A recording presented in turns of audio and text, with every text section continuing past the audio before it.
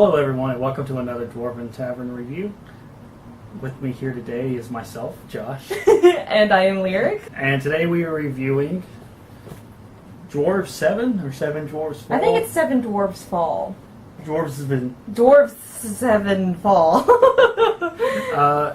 Created by Louis Brue of Vesuvius Games, or Vesuvius Media. Yeah, they're from Halifax, Canada. That's cool. Mm-hmm. This is 2 to 4 players, 12 and up, and the game takes 45 minutes, give or take. I would actually say... With more players, it would take 45 minutes. 2 to 4 players. Yeah, I would say it took us about 20 minutes, and we were still figuring out the gameplay on top of that. Yeah.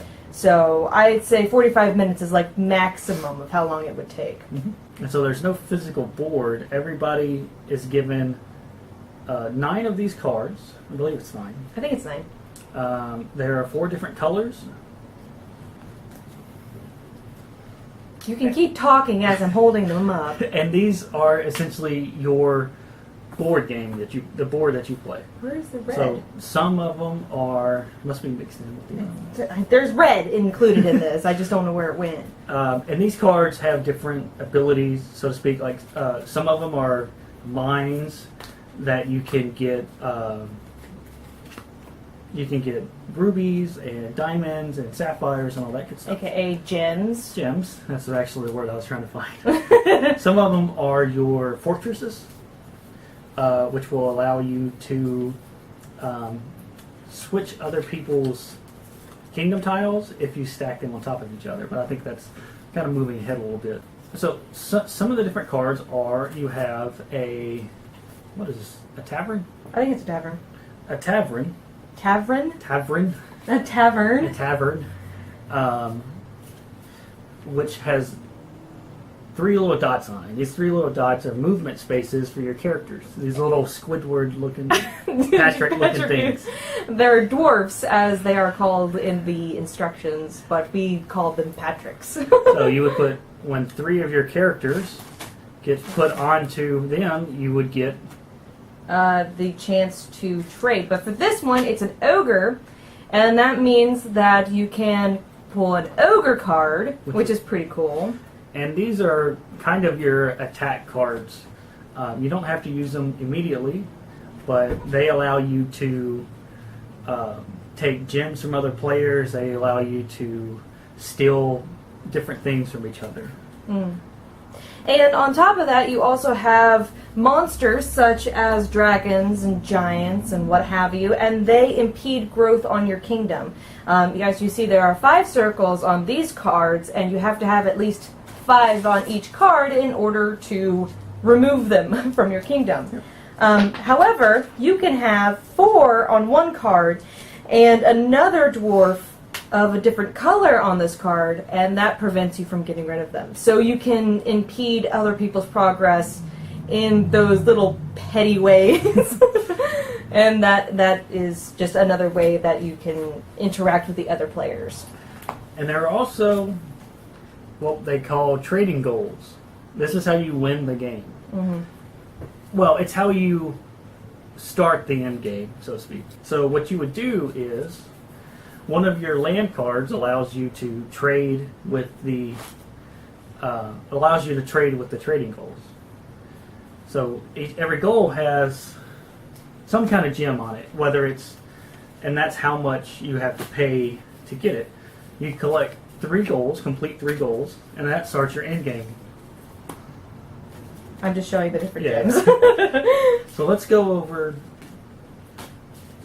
start to end the game process. Yes. So first what you do is you lay out the different players, and each player has their own individual color. So for this game, we'll just say I'm blue and he is green. Each character gets their own secret goal, and for this one, just for an example, you must have at least each gem, 1 gem of each kind. God, that was hard to say. He actually won the game with this. And for me, this is the exact one that I had in this game, was you must have at least a trio of dwarfs and 2 beast tiles. That's a little harder. So these are secret goals. Every player starts with 1. These are the goals that you can achieve. You don't have to achieve them to win, but they are secret, which means that you obviously don't tell the other players, and you can win out of the blue with them. So, those are those. And then throughout the game, as you are building your kingdoms, because winter is coming, which is actually the plot of the game, it says it on the back of the board, the dwarves have to build their kingdoms up to get food for the winter that is coming. And, they have to fight off monsters that come, they have to fight off other dwarves that come. So, to begin, you start with placing a kingdom tile, which unfortunately this is a dragon, so that goes down first. Then the next player goes, and you have a total of 3 moves, which means you can do either place a card, place a dwarf, or move a dwarf from one part of your kingdom to another. Unclear in the rules if you can move them anywhere or adjacent. Yeah, So I just don't wanna think it throw that ever out. said that in there. So, what happens is that you're trying to get mines, and in the mines they give you a certain amount of rubies or what have you. Gems. Gems is the word we are lacking. And each card tells you exactly how many dwarfs you need to get this particular gem. For this one, it's 3, so you have to have 3 at least to get a card. For some of them, you need 2. I didn't see you only needed 1, but No, there's not. you need at least 2 to get a gem. Then you get the gems, and that builds you up to being able to trade, which I don't have an in handy. So what happens is when you have enough gold, you can go to the inn, and when you have an inn, you can place people. This particular inn, you need 3 dwarfs to go and trade. So that's what this symbol means right here. So when you place 3 dwarfs on this card, like so, that one's crooked because he had too much to drink. And they gotta be the same color. They're the same color, but I'm just improvising as we go.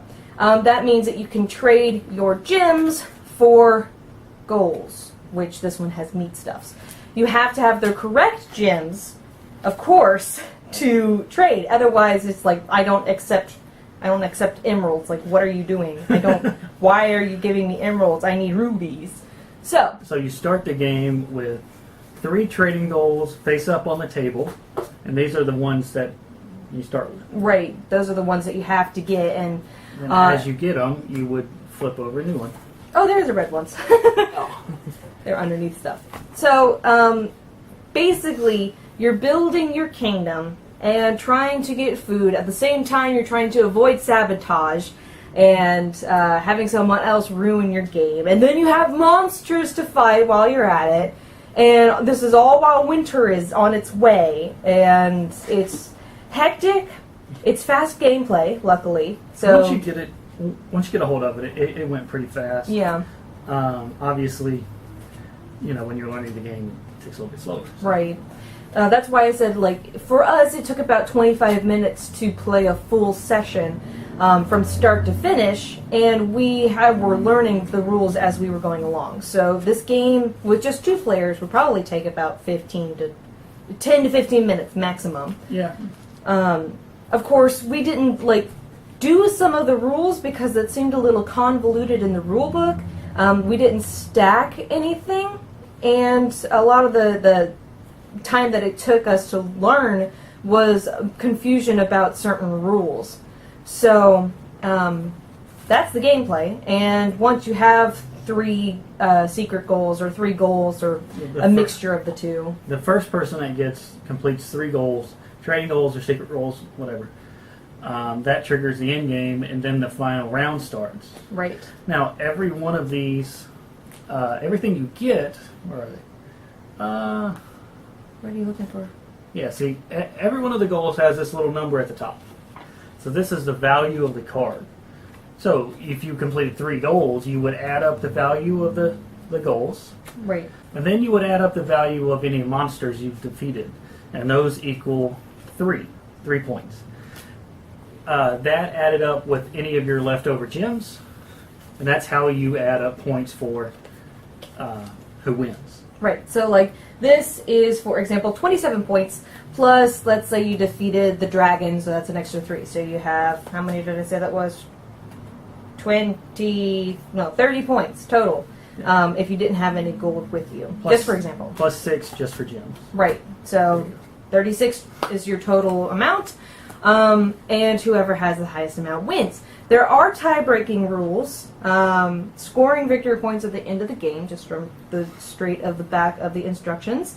In case of a tie, the players with the best kingdom MVPs wins. That means that the kingdom that's currently laid out on the table, however many points are on those cards, is the additional points.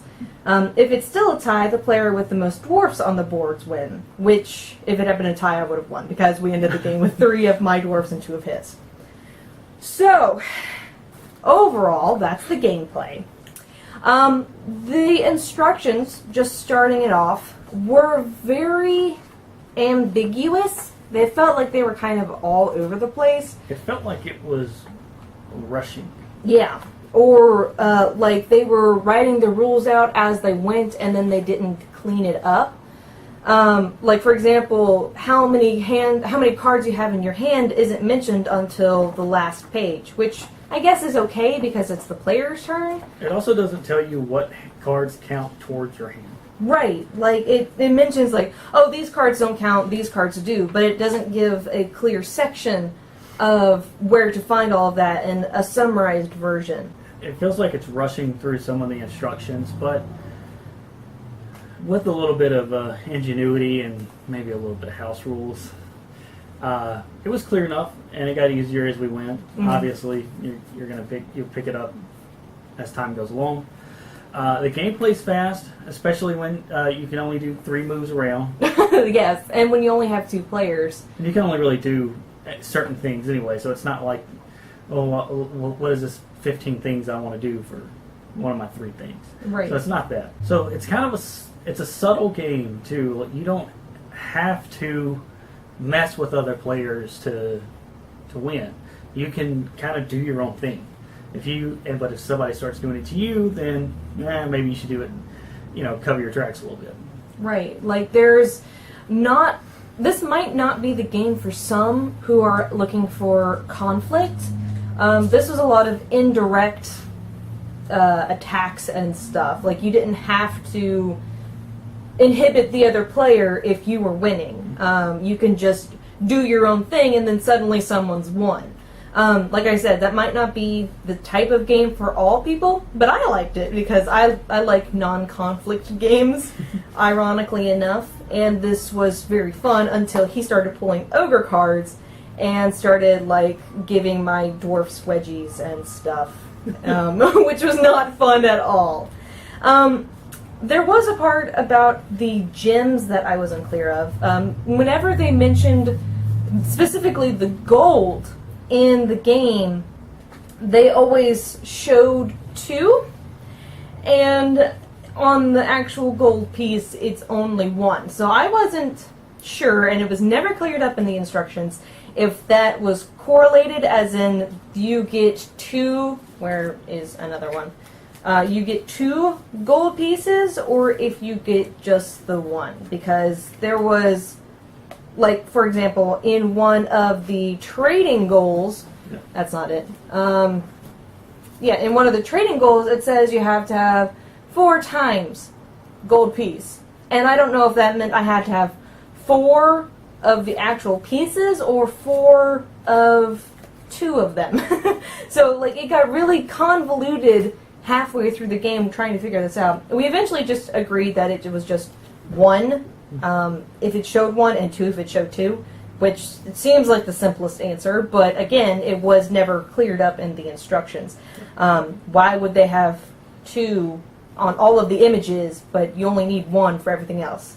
Especially when all the other gems just show 1. That just seems... No, they should. No, I mean, like, the other gems showed 1, and I feel like... What's the point of having it say take 2, and then there's 1? Why don't you just put 2? Right, exactly, exactly. Like, if there's... Okay, on the instructions, it shows... It counts the same regardless. It shows diamond, emerald, ruby, and 2 gold. Why would you show that and not have all of them be 2 or all of them be 1? It just seems unnecessary. However, that being said, there were a lot of good points to this game, such as it had easy goals to achieve. It was an overall extremely fast-paced game. All of the turns were fast. You liked that there was no board. Yes? I do like that. I kind of like building your own playing ground, so to speak. Right. And something that we didn't quite touch on is that they have walls in each cards, and in those walls is your kingdom. So as you build along, you're actually making your kingdom. So I actually like that a lot too. So overall, the art was glorious. I loved it a lot. Unfortunately, I felt like the artwork was kind of... Snow Whitish? No, that's not the unfortunate part. I think that's a good part. I think the artwork was what was holding the rest of the game up. Without it, a lot of the instructions would have been unclear. The instructions felt all over the place. It felt like there was a part missing, like they might have summarized all of the rules all for you, all nice and neat. They kind of did that on the back with explaining all of the individual points, but it didn't give like instructions, like this is how you play. Just in for when you want to look back on it every 2 seconds when you forget the rules. Mm-hmm. And all of the individual parts, even though there's a lot of them, they all felt kind of needed. So that's a good point too. Yeah, I agree. So all in all, kind of enjoyable. That's kind of the best way to explain it. It's kind of enjoyable. And obviously it's just not really my type of game. So say that bear that with some salt. So I'd give it 3 axes out of 5, maybe 2 3/4. For me, I liked it. The lack of that particular summarized version of the game is a big negative for me. So I'm going to give it, and you know how I like my good scores, I'm going to give it a 3.5, and I think they would narrow it down to a 3 for the both of us. So yeah. We are going to give Dwarves Fall, 7 Dwarfs Fall, whatever, Dwarfs Fall 7. Dwarves From Vesuvius Media. We are going to give it a 3 out of 5 axes. I do recommend you check it out and see for yourself if you like it or don't, if we're wrong. If you've played this game and you think that we're weird, overcomplicating please comment below. We would love to hear from you. And I would check them out at, I guess it's vesuviusmedia.com or vesuvius.com. I don't know. Just go on Amazon. Check them out. Get one for yourself. And that concludes our review. So on behalf of the cast and crew of the Dwarven Tavern, I'm Josh. I'm Lyric. And we wish for you to want nothing but adventure, and at first I feared it. Then I charged. Thank you, and we'll see you next time. Let the